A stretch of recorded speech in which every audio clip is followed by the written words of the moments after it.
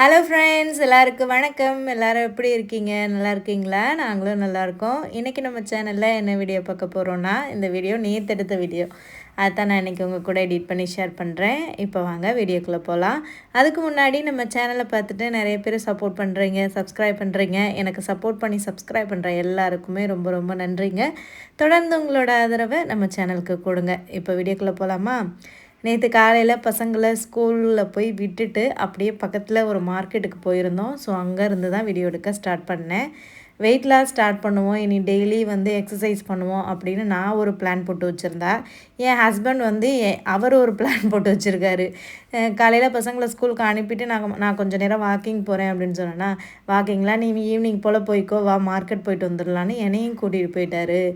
நேற்று வீட்டில் சமைக்கிறதுக்கு சுத்தமாக காய்கறிகள் எதுவுமே இல்லை, தக்காளி முதற்கொண்டு இல்லை. சரி நம்மளும் போய் வாங்கிட்டு வரலான்னு சொல்லிட்டு நானும் கிளம்பிட்டேன்.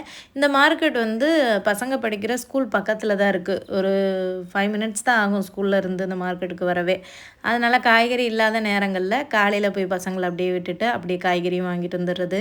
இந்த மார்க்கெட் போனோன்னா கருவாடும் வாங்கிட்டு வரலாம். நிறைய கருவாட்டு கடைகள் வந்து இருக்கும்.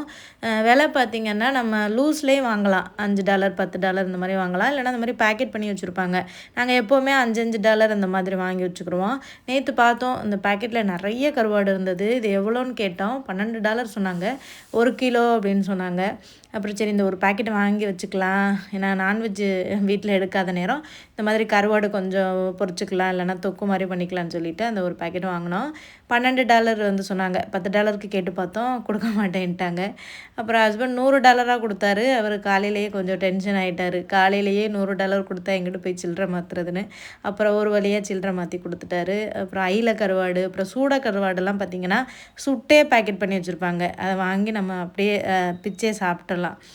அயில கருவாடு சுட்டு வச்சுருக்க மாட்டாங்க, சூட கருவாடு மட்டும் சுட்டே வந்து இருக்கும். அப்புறம் ஒரு சில காய்கறிகள் கடைகள் மட்டும் இருக்கும், நிறையா கடைகள் இருக்காது. வெள்ளிக்கிழமை போனால் தான் மார்க்கெட் ஃபுல்லாகவே கடையாக இருக்கும். கீரை வாங்கினோம், அதுக்கப்புறமா பீர்க்கங்காய் வாங்கினோம். பீர்க்கங்காய் சீசன் போல் இப்போ எல்லா கடைகள்லையுமே வந்து இருந்தது. அப்புறம் தக்காளி கொஞ்சம் கொஞ்சம் வாங்கினோம். அப்புறம் தேங்காய் எங்கேயாச்சும் கிடைக்குமான்னு அப்படியே ரவுண்ட் அடிச்சுட்டு இருந்தோம். அப்படி கிராஸ் பண்ணும்போது இந்த கடையில் வந்து தேங்காய் இருந்தது. பார்த்தா ஒரு தாத்தா வந்து திட்டிருந்தார். இப்போ பாருங்கள், நேற்று கூட ஒரு ஷார்ட்ஸில் சொல்லியிருந்தேன் பார்த்தீங்களா, இந்த தாத்தாக்கு 88 வயசுன்னு சொல்லிட்டு. அவர் பார்க்கையில் ரொம்ப இன்ஸ்பைரிங்காக இருந்தது. நம்மலாம் இந்த வயசுலேயே நமக்கு முடியலை, வேலை பண்ண முடியலை, வீட்டு வேலை பண்ண முடியல, டயர்டாக இருக்குது, முடியலை அப்படி சொல்லிட்டு நம்மலாம் சொல்கிறோம், சாக்கு போக்கு சொல்கிறோம்.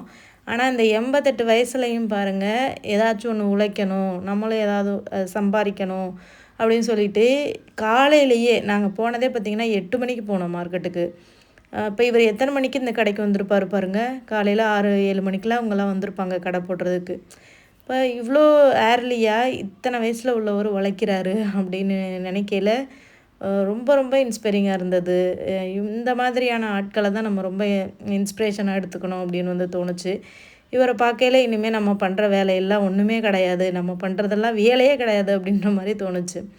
ஸோ அதே மாதிரி உழைக்கிறதுக்கு வயது ஒரு தடையே இல்லை அப்படின்னு தோணுச்சு இவரை பார்க்கையில். அப்புறம் ஹஸ்பண்ட் ரொம்ப நேரம் பேசிகிட்டு இருந்தோம் அவரோட. அவர்கிட்ட நிறைய பொருட்கள் இல்லை. அவர் தோட்டத்தில் அவர் வீட்டை சுற்றி இருக்கிற பொருட்களை வச்சு தான் அவர் கடையே போட்டிருக்காரு. தேங்காய் அவர் வீட்டில் உள்ள மரம் போல். அதுக்கப்புறம் ரம்பை இலை வச்சுருந்தாரு. அதுவுமே இங்கே வந்து புரோனையில் வந்து எல்லா இடங்கள்லையுமே கிடைக்கும், அவர் வீட்டில் இருக்கலாம். அதுக்கப்புறமா மரவள்ளிக்கிழங்கு, அதுக்கப்புறம் இந்த புரோனையில் வந்து நிறைய இந்த கீரை வகைகள்லாம் கிடைக்கும், சும்மா காடுகள்லேயே முளைச்சி கிடக்கும் அந்த மாதிரியான கீரைகள். அதாவது அவர் ரொம்ப இன்வெஸ்ட் பண்ணியெல்லாம் கடை வைக்கலை. அவர்கிட்ட இருக்கிற பொருட்கள் எல்லாம் எடுத்துகிட்டு வந்து கடை வச்சுருக்காரு. அதில் ஒரு $2-3 கிடச்சிதுன்னா அவருக்கு ஏதாவது யூஸ்ஃபுல்லாக இருக்கும்னு. பரவாயில்லையில் இந்த வயசில் வந்து இந்த மாதிரி பண்ணுறதை பார்க்கையில். ஸோ இவரை வந்து ஒரு இன்ஸ்பிரேஷனாக வந்து எடுத்துக்கணும். எத்தனை வயசானாலும் மனம் வந்து தளரவே கூடாது, எப்போவுமே ஸ்ட்ராங்காக இருக்கணும். நமக்கான தேவைகளை நம்மளே பண்ணிக்கணும், யாரையும் எதிர்பார்த்து இருக்கக்கூடாது, யாரையும் சார்ந்து இருக்கக்கூடாது அப்படின்றத நான் அவரை பார்த்து வந்து கற்றுக்கிட்டேன். நேற்று போட்டிருந்த வீடியோவில் யூடியூப் சேனல் ஓப்பன் பண்ணுறதுக்காக என்னோடய வாழ்க்கையில் எவ்வளோ விஷயங்களை நான் கடந்து வந்தேன் அப்படின்றத அந்த வீடியோவில் ஷேர் பண்ணியிருந்தேன். பாதி தான் வந்து அந்த வீடியோவில் சொல்ல முடிஞ்சது. பேலன்ஸ் ஸ்டோரியை இந்த வீடியோவில் வந்து பார்க்கலாம். யூடியூப் சேனல் ஓப்பன் பண்ணுறதுக்கு ஒரு முக்கிய தூணாக இருந்தது எங்கள் அப்பான்னு வந்து சொன்னேன் இல்லையா, அது என்ன விஷயம் அப்படின்றத இந்த வீடியோவில் சொல்கிறேன். யூடியூப்க்கு என்னென்னலாம் தேவை அப்படின்றத நான் வந்து ரெடி பண்ணிகிட்டு இருந்தேன். எடிட்டிங் கற்றுக்கிட்டேன், எப்படி பேசுகிறதுன்னு கற்றுக்கிட்டேன். ஒரு கான்ஃபிடென்ட்டை எனக்குள்ளே நான் உருவாக்கிக்கிட்டேன், நம்மளால் ஒரு சேனலை ஓப்பன் பண்ணி ரன் பண்ண முடியும் அப்படின்றது.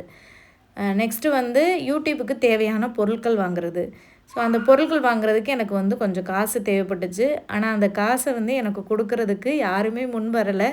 யாருமே என் மேலே நம்பிக்கை வைக்கலைன்னு தான் சொல்லணும். நான் எங்கள் அம்மா அப்பா கிட்ட ஃபஸ்ட்டே வந்து கேட்டேன். எனக்கு வந்து ஒரு 10,000 காசு கொடுங்க. அந்த மாதிரி நான் வந்து யூடியூப் சேனல் ஓப்பன் பண்ணுறதா இருக்கேன். நான் யூடியூப் சேனல் ஓப்பன் பண்ணி சம்பாரித்த உடனே அதை நான் திருப்பி தந்துடுறேன். எனக்கு கடனாக கொடுங்க அப்படின்னு சொல்லி கேட்டேன். அப்போ எங்கள் அம்மா அப்பா என்ன கேட்டாங்கன்னா, நீ உன் ஹஸ்பண்ட்ட கேட்டியா? இந்த மாதிரி யூடியூப் சேனல் ஓப்பன் பண்ணுறேன்னு சொல்கிறியே, உன்னோட ஹஸ்பண்ட்ட கேட்டியா? அவர் என்ன சொன்னார் அப்படின்னு சொல்லி கேட்டாங்க. அப்போ நான் சொன்னேன், அவருக்கு வந்து இன்ட்ரெஸ்ட் இல்லை, நானாக தான் ஓப்பன் பண்ண போகிறேன்னு. எங்கள் அம்மா அப்பாவுக்கு வந்து எனக்கு 10,000 கொடுக்கறது பிரச்சனை இல்லை. நம்ம 10,000 கொடுத்து யூடியூப் சேனல் ஓப்பன் பண்ணி அதனால அவங்க 2 பேருக்குள்ளே ஏதாவது சண்டை வந்துருமோ அப்படின்னு தான் பயந்தாங்க. அதனால் எங்கள் அப்பா சொன்னாங்க, இதெல்லாம் தேவையில்லாத விஷயமா, அவருக்கு விருப்பம் இல்லாததை நீ பண்ணாத அப்படி சொல்லி என்னை தடுத்து நிறுத்திட்டாங்க. அதுக்கப்புறம் திரும்ப எங்கள் அம்மா அப்பா கொடுக்காதனால திரும்ப நான் என் ஹஸ்பண்ட்டை தான் வந்தேன்.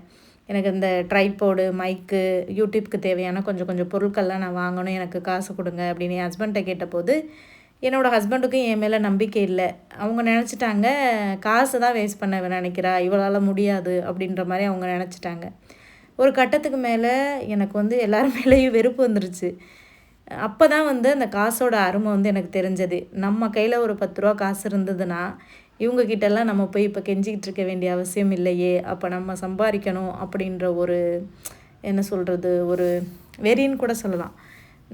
நம்ம வந்து சம்பாதிக்கணும், நம்ம ஒரு சம்பளம் வாங்கணும், நம்ம கையில் காசு இருக்கணும், நம்மக்கிட்ட இருந்துச்சுன்னா இப்படி எல்லாருக்கிட்டையும் கேட்க வேண்டிய அவசியம் இல்லையே அப்படி சொல்லி ஒரு ஏக்கமும் எனக்குள்ளே இருந்தது. அப்புறம் என் ஹஸ்பண்ட்டை கேட்டேன். என் ஹஸ்பண்ட்ட என் மேலே தான் நம்பிக்கை இல்லாமல் அவங்க வந்து கொடுக்க விருப்பம் இல்லைல்ல. ஒரு கட்டத்தில் ரொம்ப கோவப்பட்டு, கோவத்தை வந்து யார்கிட்ட காமிக்க முடியும்? ஹஸ்பண்ட் கிட்ட காமிச்சாலும் சண்டை தான். காமிச்சும் சண்டையும் போட்டிருக்கோம். திரும்ப அவர்கிட்ட போய் திரும்ப கோவத்தை காமிச்சோம்னா அது பெரிய சண்டையாயிரும். அதனால் அவர்கிட்ட காமிக்காமல் திரும்ப நான் எங்கள் அப்பாவுக்கு ஃபோன் பண்ணேன். எங்கள் அப்பா கிட்ட சண்டை போட்டேன். அப்பா, என் மேலே யாருமே நம்பிக்கை வைக்க அழுதுகிட்டே எங்கள் அப்பாட்ட பேசுகிறேன் நான். என் மேலே யாருமே நம்பிக்கை வைக்க மாட்டேங்கிறீங்கல்ல, என்னைய நம்பி ஒரு 10,000 காசு கொடுக்க மாட்டேங்கிறீங்கல்ல யாருமே.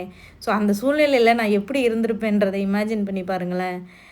என்னை நம்பி யாருமே ஒரு ரூபா கூட நம்பி கொடுக்க மாட்டேங்கிறீங்கல்ல, அந்த மாதிரியான ஒரு இதில் நான் இருக்கேன் அப்படி சொல்லிட்டு அழுகவும், எந்த ஒரு அம்மா அப்பாவாலையுமே தன் பிள்ளை இப்படி சொல்லிட்டு அழுகிறத தாங்கிக்கவே முடியாது. ஸோ எங்கள் அப்பாவாலையுமே தாங்கிக்க முடியலை. நான் அழுது அப்படி சொன்ன உடனே எங்கள் அப்பா சொன்னாங்க, இந்த மாதத்தில் நான் வந்து இந்த மாதத்துக்குள்ளே உனக்கு நான் நீ 10,000 கேட்ட, நான் 15,000 தரேன் உனக்கு, உன்னோட அக்கௌண்ட்டில் போட்டு விட்றேன், நீ அதை வச்சு என்ன வேணாலும் பண்ணிக்கோ, நீயும் உன்னோட ஹஸ்பண்டும் சண்டை போடாமல் இருந்தால் சரி அப்படின்னு சொன்னாங்க. ஸோ அந்த வார்த்தை கேட்டவுடனே எனக்கு அவ்வளோ ஹாப்பியாக இருந்தது. நம்மளை நம்பி அப்பா 15,000 கொடுக்குறேன்னு சொல்லியிருக்காங்கன்னு. அதே மாதிரி எங்கள் அப்பா இன்னொரு வார்த்தை சொன்னாங்க, நீ அதை திருப்பியெல்லாம் தர வேண்டாம், நீ நல்லபடியாக ஒரு விஷயத்தை ஆரம்பித்து அதில் சக்ஸஸ் ஆனால் அதுவே எனக்கு சந்தோஷம். நான் கொடுத்த 15,000 நீ நல்லா வந்தீன்னா அது எனக்கு சந்தோஷம். அதில் சக்ஸஸ் ஆகிறதுக்கான வழியை மட்டும் பாரு, நீ அதை எனக்கு திருப்பி தர வேணான்னு சொன்னாங்க.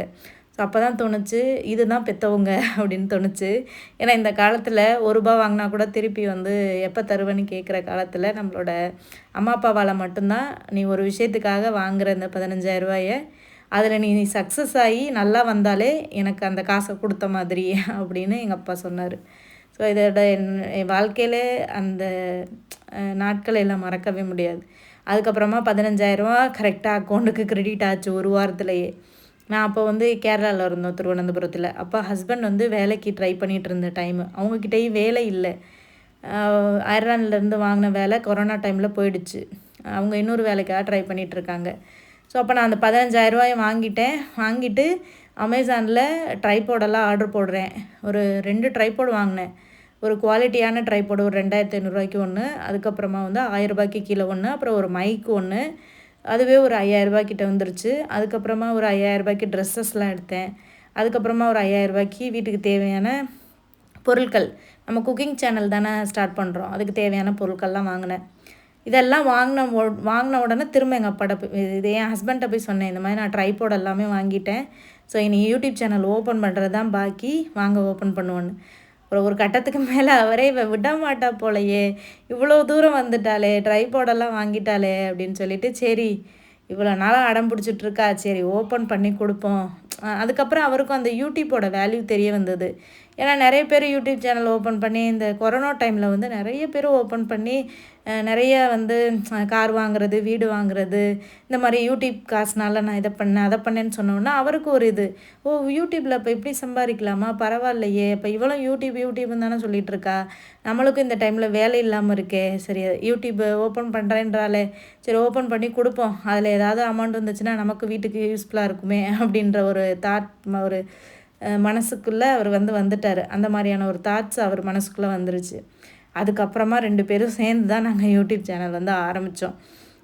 யூடியூப்பு பேரெல்லாம் செலக்ட் பண்ணி ஆரம்பித்தோம். ஸோ நான் நினச்சேன் யூடியூப் சேனல் ஆரம்பிக்கும்போது யூடியூப் ரொம்ப ஈஸி, என்ன போட்டாலும் வியூஸ் போயிடும், சப்ஸ்கிரைபர் வந்துடும், ஈஸியாக சம்பாரிச்சிடலாம் அப்படி தான் நினச்சேன் யூடியூப் சேனல் ஓப்பன் பண்ணும்போது. ஏன்னா நான் பார்த்த வரைக்கும் யூடியூப் சேனல்களில் நிறைய பேருக்கு நல்ல வியூஸ் போயிருக்கும், லட்சத்தில் போயிருக்கும், மில்லியன்ஸில் போயிருக்கும், அதெல்லாம் ரொம்ப ஈஸியாக வந்துடும்னு நினச்சேன். நான் யூடியூப் சேனல் ஓப்பன் பண்ணி நான் வீடியோ போட ஆரம்பித்ததுக்கு அப்புறமா தான் எனக்கு தெரியும் யூடியூப் எவ்வளோ கஷ்டம், அதில் வியூஸ் போகிறது எவ்வளோ கஷ்டம், அப்புறம் சப்ஸ்கிரைபர் வர்றது எவ்வளோ கஷ்டன்றது. அதுக்கு பேசாமல் ஒரு வேலைக்கே போயிருக்கலாமோ அப்படின்லாம் தோணியிருக்கு. ஸோ யூடியூப் சேனல் ஓப்பன் பண்ணினதுலேருந்து ஃபஸ்ட்டு என்னோடய பசங்களோட வீடியோஸ் போட ஆரம்பித்தேன். சும்மா ஆல்ரெடி எடுத்து வச்சுருப்போம் இல்லையா குழந்தைங்க வீடியோ, அதெல்லாம் சும்மா போட்டுட்ருந்தேன். அதுக்கப்புறமா குக்கிங் ஸ்டார்ட் பண்ணேன். ஃபஸ்ட்டு சுத்தமாக எனக்கு தெரியாது, கேமரா ஆங்கிள் வச்சு எடுக்கிறது இதெல்லாமே ஒன்றுமே தெரியாது. எல்லாமே கற்றுக்கிட்டது தான், எல்லாமே செல்ஃப் லேர்னிங் தான்.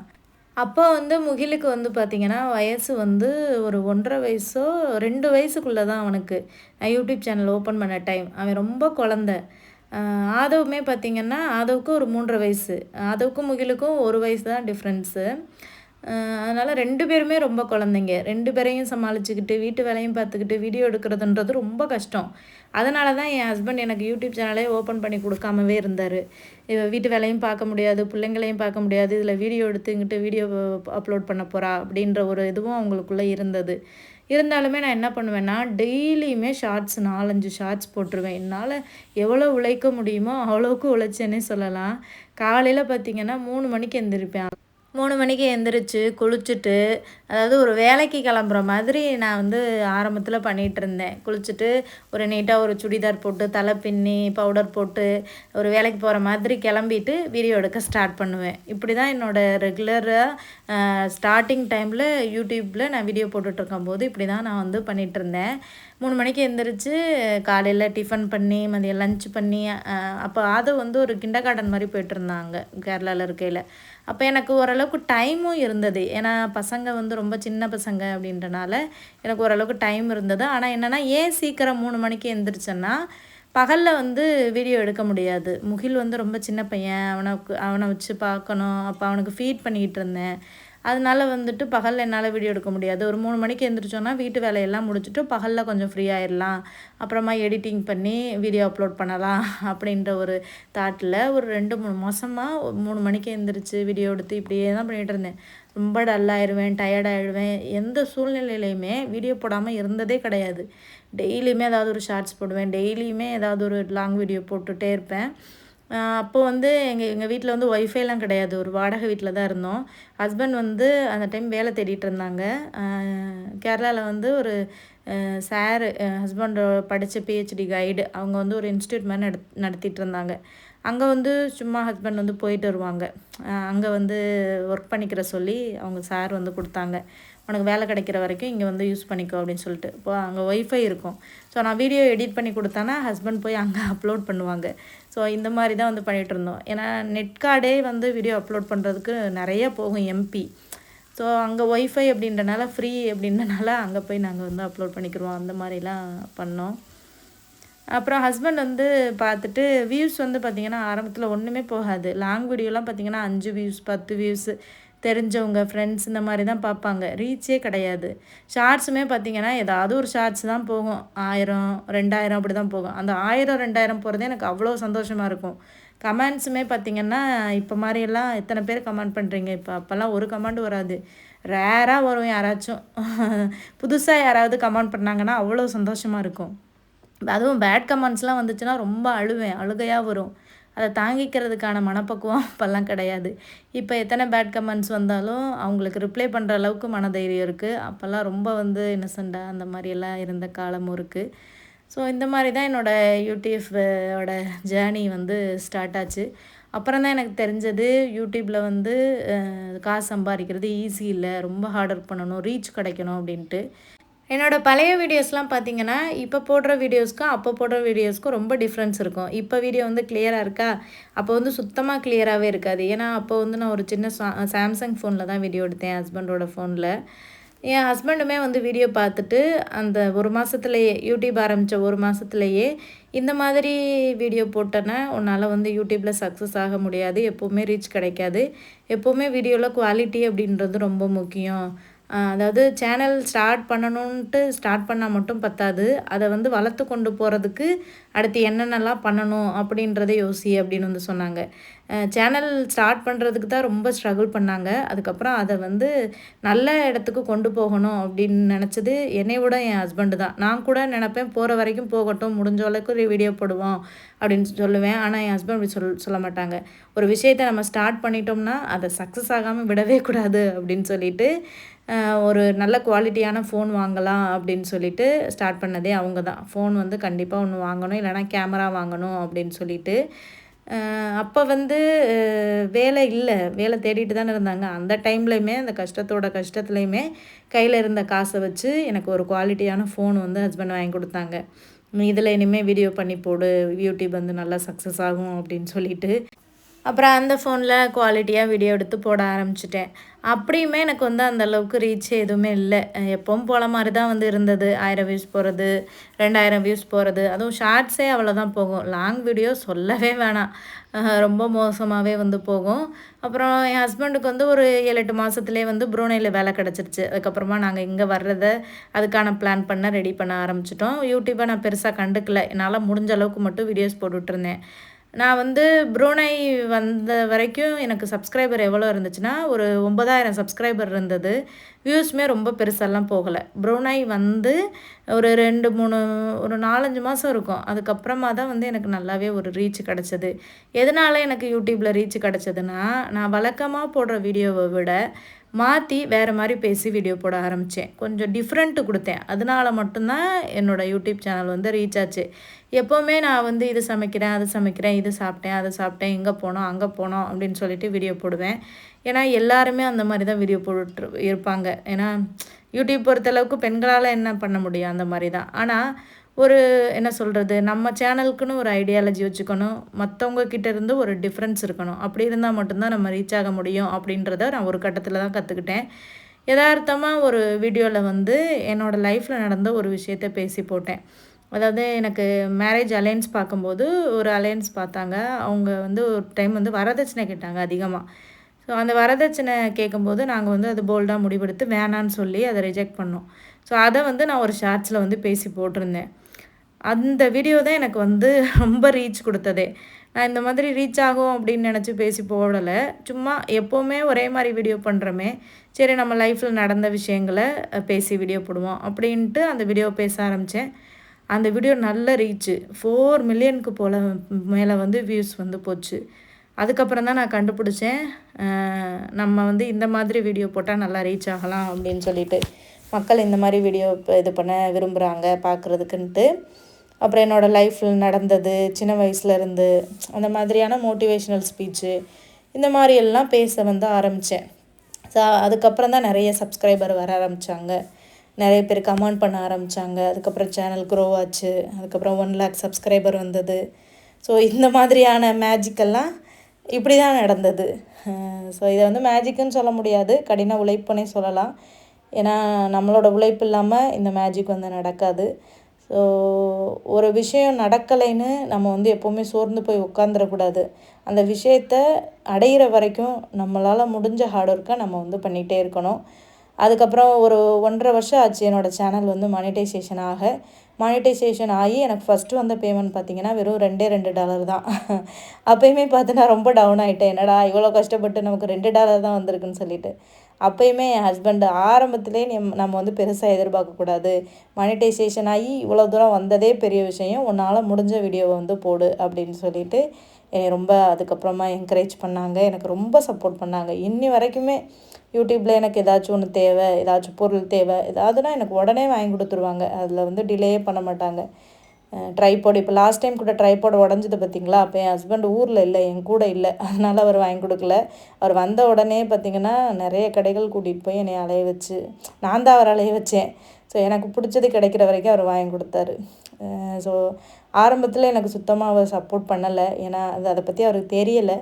பட் அதுக்கப்புறம் புரிஞ்சுக்கிட்டு எனக்கு சப்போர்ட் பண்ணார். அதே மாதிரி நிறைய பேர் ஆசைப்படுவீங்க இந்த மாதிரியான சப்போர்ட் நமக்கும் கிடைக்கணும்னு சொல்லிட்டு. அது எல்லாருக்குமே கிடைக்காது, ஒவ்வொருத்தவங்களை பொறுத்து இருக்குது. இந்த வீடியோவை யாராச்சும் ஆண்கள் பார்த்தீங்கன்னா, உங்கள் ஒய்ஃப் ஏதாவது ஒரு விஷயத்தில் ஆசைப்படுறாங்க, எதையாவது முன்னேறணும்னு நினைக்கிறாங்கன்னா, தயவுசெய்து அவங்களுக்கு ஹெல்ப் பண்ணுங்கள், சப்போர்ட் பண்ணுங்கள். கண்டிப்பாக என்னை மாதிரி எத்தனையோ பேர் இருப்பாங்க, நிறைய திறமைகளை வச்சுட்டு எப்படி வெளியில் வர்றதுன்னு தெரியாமல் இருப்பாங்க. அவங்களுக்கு ஒரு சின்ன சப்போர்ட் கொடுத்தீங்கன்னா கண்டிப்பாக அவங்க மேலே ஏறி வருவாங்க. அது உங்களுக்கு தான் பெருமை. ஆனால் சில ஆண்களுக்கு அந்த ஈகோ இருக்குது. இவளுக்கு எதுக்கு நம்ம இப்படி பண்ணணும், இவளை எதுக்கு மேலே நம்ம கொண்டு வரணும் அப்படின்னு நினைக்கிறாங்க. நமக்கு கீழே தான் இவ இருக்கணும் அப்படின்ற மாதிரி. தயவுசெய்து அப்படி நினைக்காதீங்க. உங்களையே நம்பி வந்த மனைவிக்கு இந்த மாதிரியான ஒரு விஷயங்களை பண்ணும்போது அவங்களுக்குள்ளேயே ஒரு தன்னம்பிக்கை வரும், ஒரு கான்ஃபிடென்ஸ் வரும். ஸோ அவ்வளோதாங்க. நம்ம நெக்ஸ்ட் வீடியோவில் பார்க்கலாம். பாய்.